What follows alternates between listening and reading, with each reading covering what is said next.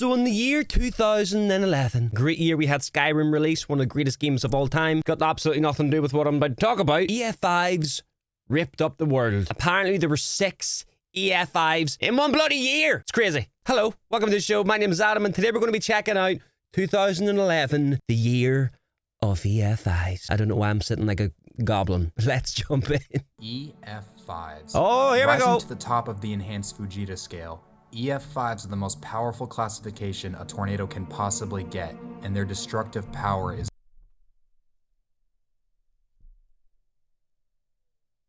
Just look at that. Look at that.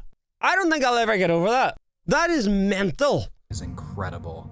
With estimated winds in excess of 200 miles per hour, EF5s are the most violent windstorms on planet Earth and are capable of leveling everything in their path, They will fuck a day tossing up. cars hundreds of yards and carving deep scars tell into ya. the ground. They are the kings of our skies and one of the most destructive forces on our The planet. devil's dick. Since the implementation of the enhanced Fujita scale in 2007, there have been a total of 9 tornadoes that have officially reached this terrifying metric. And 6 of them was in Remarkably, 2011. 6 of them are from 1 year alone. This is the story of one of the most violent years for tornadoes in modern history. Look at that, man. 2011, the year of the EF5. Shit. The 2011 tornado season started off slow in the months of January and February before beginning to rapidly pick up in March and April, including a high-risk Yo, that outbreak in the Deep spike. South on April 15th, which produced several significant tornadoes. However, this was sadly only a sample of the destruction to come. The month of April progressed. One of the most conducive environments for violent tornadoes ever documented was beginning to set up over a portion of the here we go. southeastern United States known as Dixie Alley, and as the end of the month approached, this setup would unleash one of the most devastating tornado outbreaks in recorded history. Do we got any guys watching this right now that's ever been like in a tornado, in an EF5? Let me know. On April 27th, 2011, Oh, this is scary, the man. largest tornado outbreak ever recorded would strike the southeastern United States, producing hundreds of tornadoes, including 4 EF5s. Do they always go that way? The first of these would touch down near Philadelphia, Mississippi. Oh, shit. The Philadelphia, Mississippi EF5 began just north of town and traveled northeast, slowly intensifying over the first few miles of its track before becoming violent as it paralleled US 21. The My tornado God, look at reached the photos. EF5 strength for the first time here as it debarked trees, leveled homes, and threw vehicles hundreds of yards through the air. The forces inside the tornado became so intense here, it ripped the grass out of its roots and drilled into the earth, digging a trench in the ground 2 feet deep in some places. Like, do you actually think about that for a second? Imagine seeing a tree getting ripped out of the flipping floor. Like a massive tree getting ripped out of the floor. Whenever I picture that in my mind, it's just like, huh? Look at this. This was a tree. Holy. Remarkably, this was done while the tornado was moving at over 55 miles per hour and is some of the most intense ground scouring ever observed from a Holy tornado to this shit. day. The tornado would reach EF5 intensity a second time only a couple miles to the northeast, where it once again caused extreme ground scouring, leveled structures, and even ripped asphalt off the roads in some spots. Something that is only seen in the strongest tornadoes. It's The lifting twister would slowly concrete. weaken over the next 14 miles before dissipating at 3 p.m. southwest of Macon, Mississippi. The Philadelphia EF5 thankfully tracked through a mostly rural Jesus. area and, despite its ferocious strength, impacted few structures, resulting in only 3 fatalities.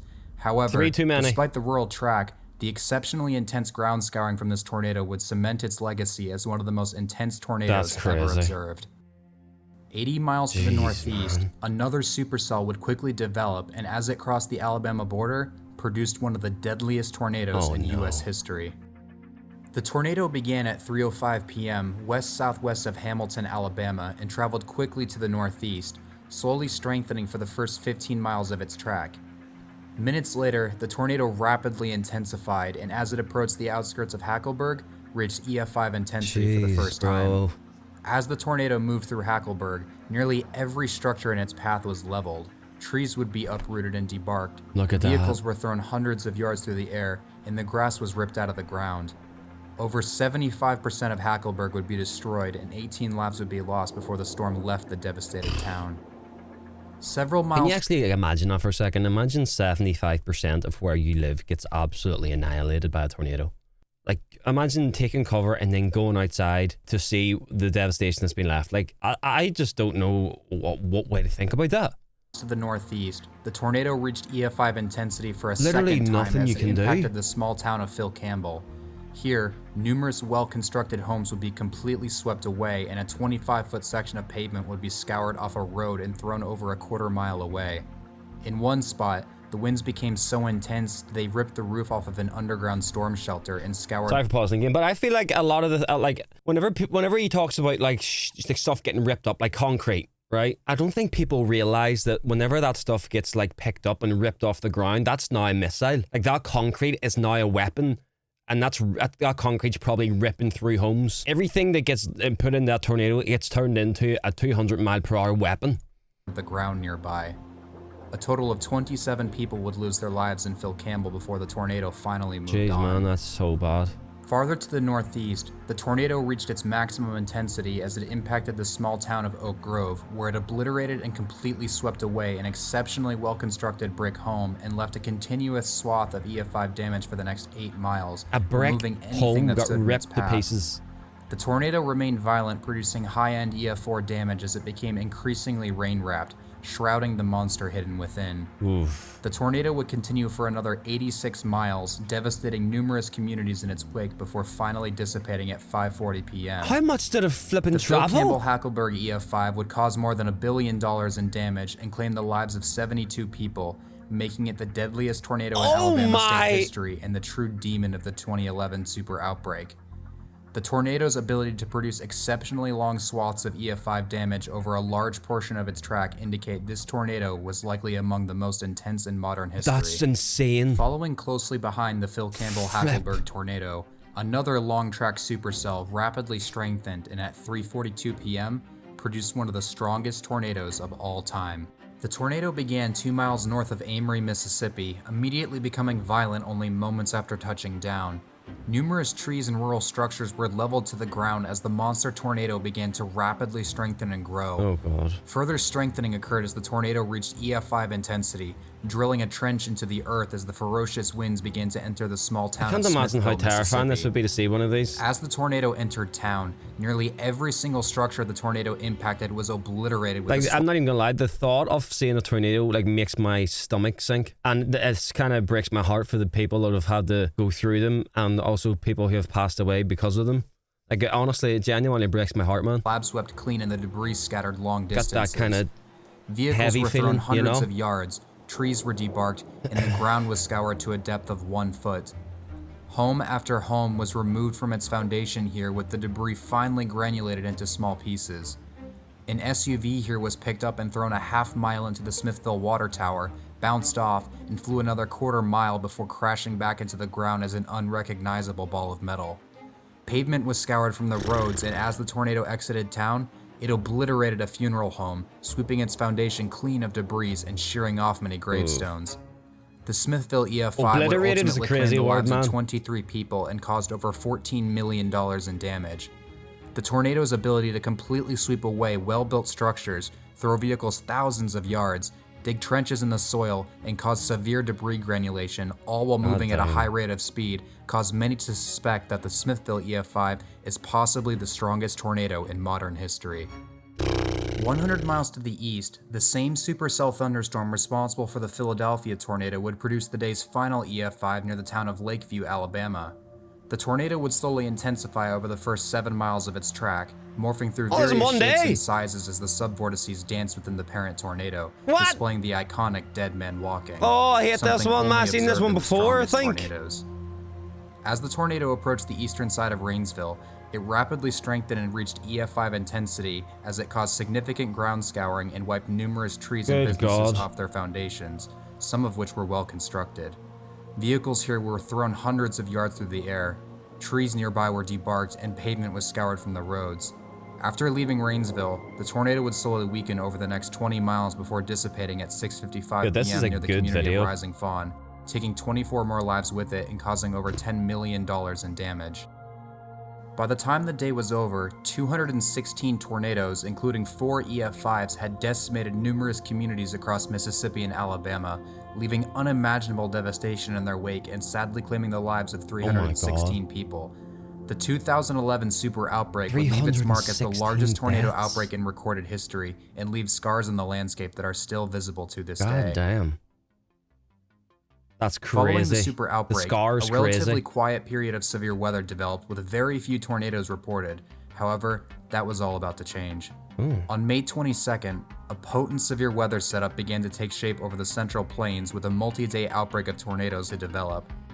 By 5:17 p.m., a large complex of thunderstorms had morphed into an organized rotating supercell on the outskirts of the city of Joplin, Missouri. So and what at is a supercell? 5:34 p.m., Like produced just its really first bad tornado. weather?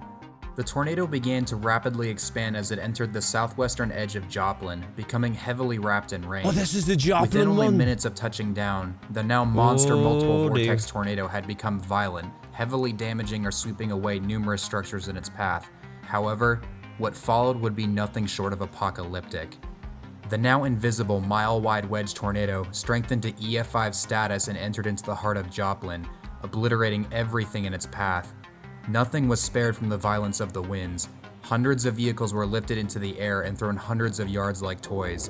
Anchored concrete Can you parking imagine stops seeing weighing that? more than 300 pounds were tossed 60 yards away. Steel manhole covers were sucked off the roads, and a hospital became so heavily damaged it later had to be torn down. Thousands of homes, businesses, Literally and raining institutional cars. buildings began to disintegrate in the face of the now 200+ mile-per-hour winds. Neighborhood after neighborhood was swept away, and a bank was obliterated with only the steel-reinforced concrete vault still standing. Oh my god. The air filled with debris, forming deadly missiles as EF5 damage continued, stripping trees What of do you all even bark, do? scouring asphalt from the parking lots, Get on the ground. and leveling large shopping centers and steel-reinforced warehouses completely to the ground. By the time the tornado had left Joplin, a city had been devastated and 158 people had tragically lost their lives, Oh, with man. thousands of others severely injured. Jeez. The total damages from the tornado reached an unbelievable $3.64 billion, making Joplin the costliest tornado in recorded history and one of the worst natural disasters to ever strike the United States. 3.5 2 billion. days later, the same potent weather B. system that had produced the Joplin tornado was bringing the same deadly ingredients together for an even more violent and widespread severe weather outbreak. Jesus. This time, taking aim at central Oklahoma. Oof. By 2 p.m., a line of supercell thunderstorms exploded along the dry line and began to track northeast towards the Oklahoma City metro. One of these storms began to dominate the atmosphere and at 3:51 p.m. produced one of the strongest tornadoes ever documented. The tornado began in a field 18 El miles to the Reno. east of the town of El Reno, Oklahoma, rapidly strengthening as it moved to the east-northeast. Within only moments, the twister had taken on the appearance of a wedge and began to Why is this car driving toward it? Surely you should be whipping that around and coming back this way, man. No. explosively intensify to EF5 status. As the tornado neared Interstate 40, a mobile Doppler radar truck positioned nearby began scanning the tornado and recorded an unbelievable wind speed within the vortex of 295 Oh miles per my hour, goodness. the second highest wind speed ever recorded on Earth. Numerous cars were impacted and their occupants hurled into the air and thrown hundreds of yards as the tornado crossed Interstate This is 40, shocking. reaching its peak strength. Here, the tornado would strike an oil drilling site and produce some of the most unbelievable tornado damage ever seen. Oh my god. The oil rig weighed over 2 million pounds and was anchored into the ground and to the borehole, providing an additional 200,000 pounds of downforce. Despite this tremendous weight and stability, the ferocious winds of the tornado completely destroyed the rig, blowing it over and causing it to roll several times and bending the rig's large steel blowout preventer. Miraculously, a large steel container tied down with steel cables housing 12 workers working on site would be the only structure to survive the unbelievably intense winds. The tornado would remain violent for the next 26 miles as it devastated several rural communities between El Reno and Piedmont, Oklahoma, completely sweeping away dozens of homes and debarking many trees before gradually weakening, with the final EF5 of 2011 dissipating at 5:35 p.m. near the town of Guthrie, Oklahoma, Oof. taking 9 more lives with it and cementing itself as Yo, El Reno near got it, by the way. Can you imagine the devastation if I had a went through here, man? Because if I had a went like this way, boom, boom, boom, boom, boom, boom, boom, this place was getting wrecked. one of the most powerful tornadoes ever recorded. By May Jesus. 25th, 2011, a total of 6 EF5 tornadoes had completely obliterated In numerous 5 months. communities and taken the lives of 290 people, resulting in over $5 billion in damage. In the span of less than 1 month from April 27th to May 24th, 2011, 2/3 of all the EF5s in history had occurred, along with 14 That's insane. EF4s and over 500 other tornadoes Why was across that? a region spanning the entire United States. Is there east a of the reason Rocky that Mountains. happened? To have such an extreme concentration of all the EF5s in one year seems to defy all reason. However, it is very likely that this remarkable concentration of EF5 tornadoes is even more extreme than we realize. Many of the other high-end tornadoes that occurred during the outbreaks on April 27th and May 24th, 2011 were in the same extremely favorable atmospheres that the 6 EF5s occurred in, and it is quite likely that many of these tornadoes were of similar strengths, and ultimately, whether or not they received an EF4 or an EF5 rating came down to the surveyors and what these tornadoes happened to hit. Is this, I guess, maybe a silly question, right? But are these our fault? Like, is this got anything to do with like global warming and shit or not? As unbelievable as it sounds, that single month in 2011 likely contained dozens of tornadoes capable of inflicting EF5 damage. Like, what are the odds of that happening? By the end of 2011, 1,706 tornadoes had occurred within the United States, including over 277 significant tornadoes of EF2 strength or greater. This places 2011 as the second most active year on record, what was the with first? a total of over $26 billion in damage done, Oh my God, and man. 553 fatalities, easily makes it the costliest year for tornadoes ever What was the recorded, worst and year? also one of the deadliest. The true scale of the tornadoes from this single year is something we will never be able to fully understand, and should stand as a constant reminder of the incredible power of the atmosphere around us. Facts. That's scary, man. That's a good video. Anytime I watch one of these videos, man, it terrifies me. I can't lie. Honestly, whenever I watch them, I don't appreciate where I live sometimes. But whenever I watch stuff like this, like we don't get tornadoes like that kind of makes me happy that we don't. Because holy shit, that's crazy. That is absolutely insane. What a mental flipping year that was. Anyway, ladies and gentlemen, thank you guys for watching. I appreciate it. Before you leave and continue your life, I just want to let you guys know that I stream over on Twitch. There's a link in the pinned comment. I do live reacts to this sort of stuff. If that tickles your fancy, you can come and join the community that we got on there. Either way, have yourself a good day. Enjoy yourself. Peace.